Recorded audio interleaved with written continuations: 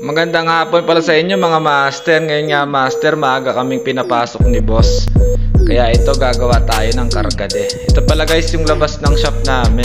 Pare-parehas lang yan guys. Yan yung pangalan ng shop namin guys, Fluid Coffee. At yan si Kasim, yung kasama kong Bangladesh. Ano bang ginagawa nito? Binibigay niya sa akin yung kargade. Kaya guys tara, gawa tayo ng kargade.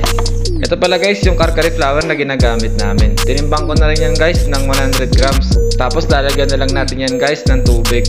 2,400 ang nilalagay kong tubig dyan guys. Kasi matakaw yan sa tubig, yung flour na yan. Mainit na tubig pala yan guys ang nilalagay ko. Babad nyo lang guys ng mga 3 hours yan bago nyo mga master salain.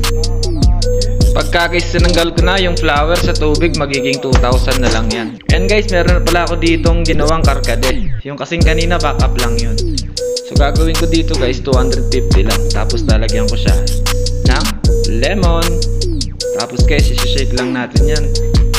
Ang nilalagay ko pala dyan guys na syrup, yung pomegranate, passion fruit, saka yung syrup ng sugar. Nasa inyo yan guys kung gagayahin nyo to. Basta guys, ang mahalaga, marunong kayong tumikim kung masarap na ba yung karkade nyo. At ito na nga guys, ready na nga ito. Isasalin na lang natin to sa baso. Tapos syempre, iinumin na lang natin.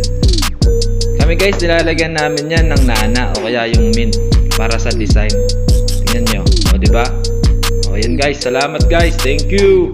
Ay siya, sige na, ako'y magprepare pa ng maraming drinks.